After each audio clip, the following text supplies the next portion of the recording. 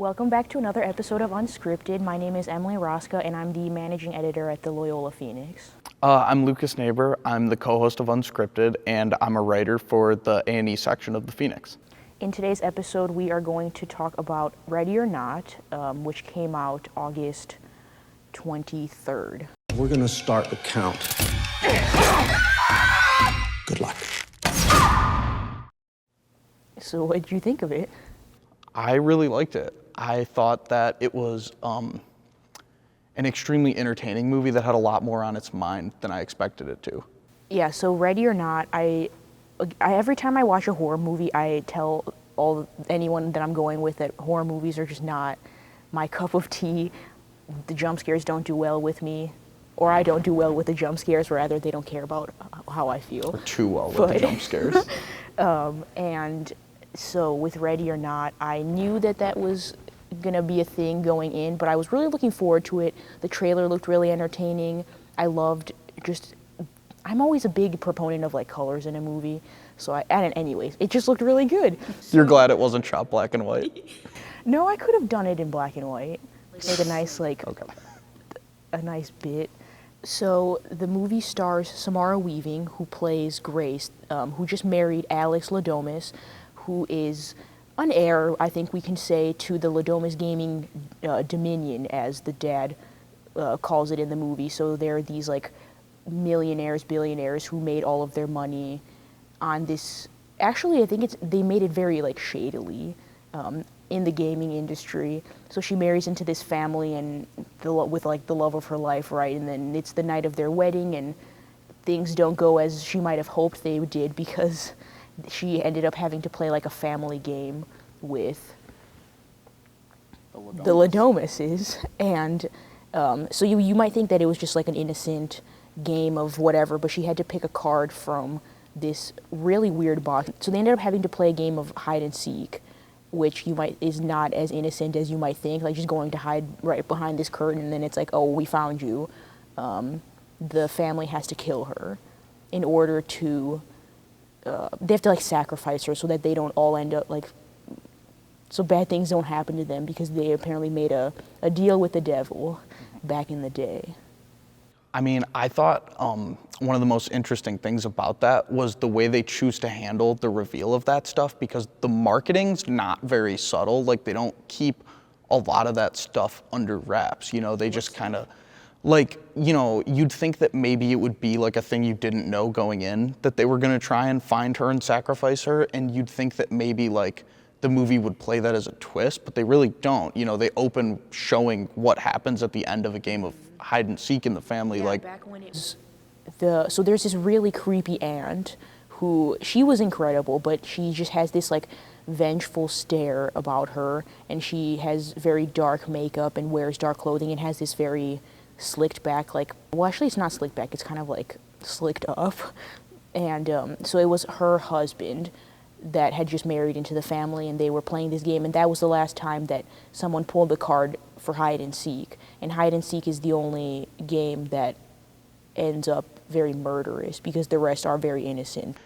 even before even before Grace finds out about the fact that they're gonna find her and kill her, like, that's still pretty wild to like play hide and seek with a bunch of adults. Like, Exactly. I mean, I haven't even played hide and seek since I was like 14. right, yeah, you probably think that like you're sitting down to like play a board game. Like, I think it's kind of implied that the Ladomases are like the Hasbro family, kind of, where it's like their board game empire, you know? Mm-hmm. And so like I really was, like you mentioned the box, like I found all of that really interesting. The way they did it? Yeah, the way they present it. I don't know, you'd think there'd be more of, like, remember, I've heard a lot of comparisons to like Get Out with this, and do you remember in Get Out, like, the tone kind of snaps. It's like, everything's great and it's really friendly, like, and it's like funny, but it's that sort of casual tone to it, and the family's the same way. But in Ready or Not, like, they're super weird even before you find out the twist. It's like, even the way they handle it before she knows that it's not just a normal game night is like very odd, and I thought that really worked. Well, because right off the bat, the brother played by Adam Brody, who I just found out, I just realized, I guess, is Leighton Meester's husband. So I was like, that's where I know him from, or who I know him from, I suppose. And so he plays this Alex's like drunken brother. So he comes into the room right before Alex and Grace go to say their I do's, and he's like, "Are you sure you like want to be in this family?" And then Alex asks Grace that same question, and she just laughs it off because, I mean, yeah, I guess you just think that someone's gonna ask, like, the person you're about to marry is gonna ask you that kind of like as a joke, like, "Are you ready?" But Alex does ask her, and she laughs it off, and like of course that's what I want. But right off the bat, like to be asked that question kind of points in the direction of like something isn't gonna be right. See, I kind of thought that worked on a different level though, because I think that it really plays into like a lot of the movie's themes about like wealth and like dealing with the legacy of your family, in the sense that like I don't think she thought that he was joking. I think she viewed it as like an insecurity of his, you know, because he talks a lot about how Grace is a foster child, and so a big draw for her with getting married was she wanted a family. And so when he gives her that out, you know, it's like she knows vaguely that he's been estranged from the family, but she doesn't know why he never got into it. Well, and I don't think the movie ever really gets into that too much either. It just kind of like glosses over the fact that he didn't want to be a part of the family, but it never, I mean, it's implied why, of course, because they are insane. Well, I think that just because that's less important than the fact that he came back, you know? But yeah, I think that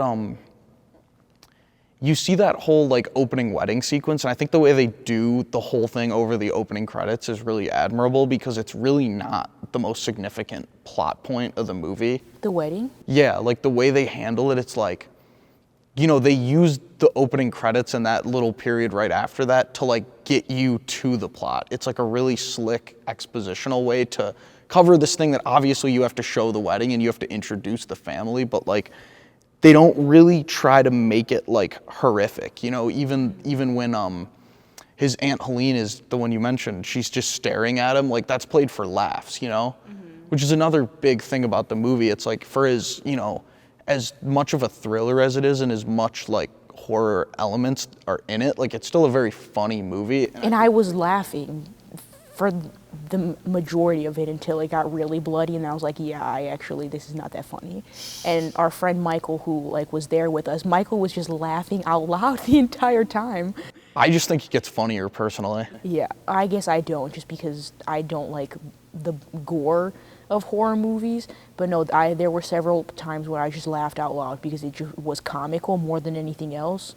And I think it did start out a little more comical, even with the like when they first started the game of hide and seek and everything, but then it just got to a point where like it's not supposed to be a laughing matter anymore, I kind of felt like. I actually don't know if I agree with that, just because I think that I think it's very much in the same vein as something like a movie like After Hours, like the Scorsese movie, or even I just saw this for the first time, but Society, the Brian Usna movie from like 1989, like there's this thing that you can really only pull off with like satires, and particularly like satires in the horror genre. It's like, the reason this is funny is because it's completely like unacceptable.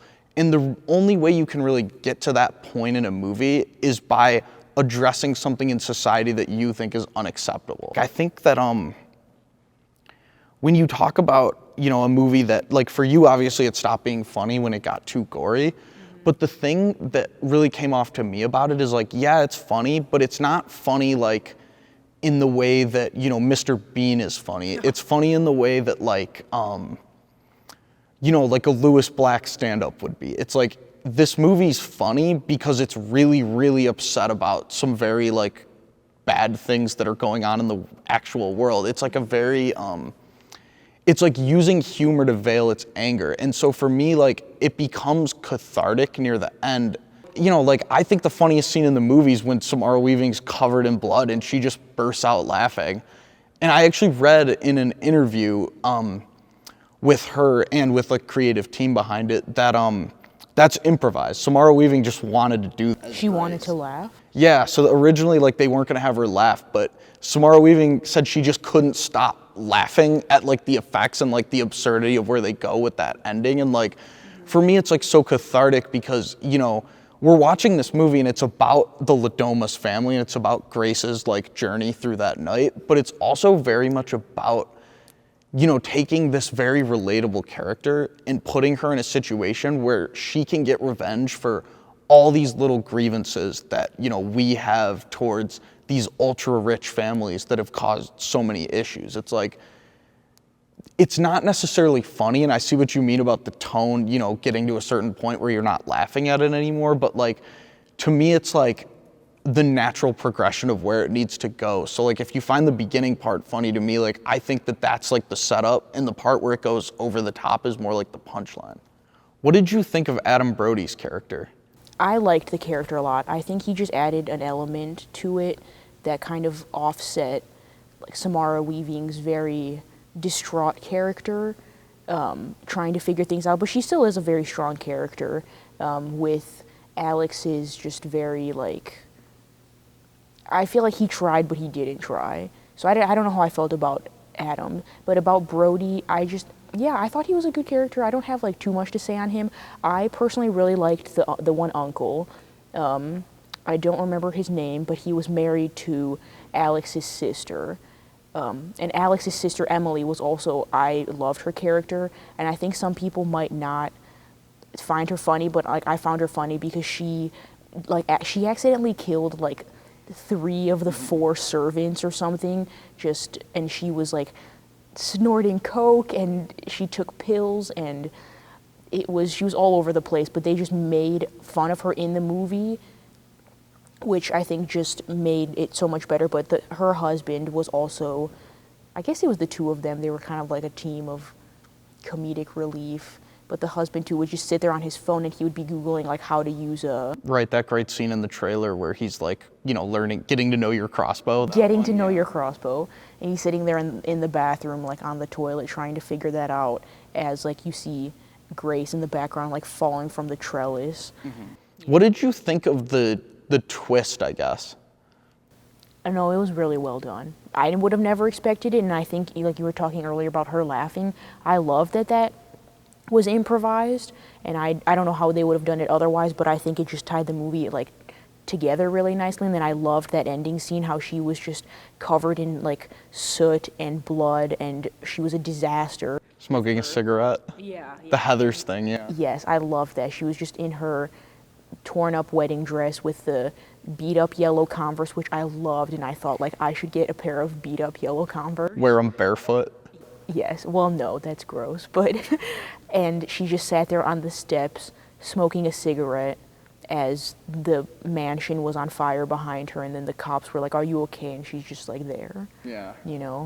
I also like that it's not just a movie where, Grace just gets fed up and murders everyone in the family. Like, I like that they found ways to sort of have her, play the game fairly. Like, she's not the one, it's like you said, it's usually Alex's sister who's doing the killing. Yeah.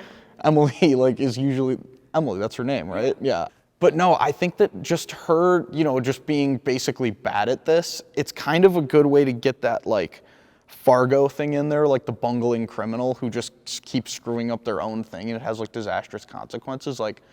That works a lot better to me than if you just had, Samara Weaving find a machete and just start going at it as Grace. That's just way too predictable. Ultimately, you liked it. Would you see it again? Yeah, definitely. See, I too would see it again, but only to refresh my memory and get another analyzation at it, but not so much because I would enjoy sitting through the jump scares and the blood. The scene with the goats, I couldn't do that again. See, that was kind of what was the draw for me. It's a very fun movie, but it also just doesn't pull any punches. That was my main, that's why I would see it again, I think, because I think that it handles this absurd premise in such a way that by the end of it, you don't really think it's absurd anymore.